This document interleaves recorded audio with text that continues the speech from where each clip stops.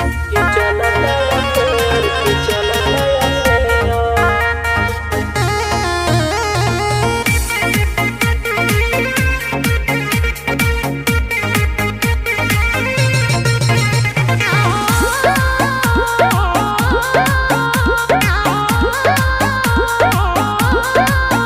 काहे झारतारू एतना हेयर कि चलता अफेयर कि चलता अफेयर।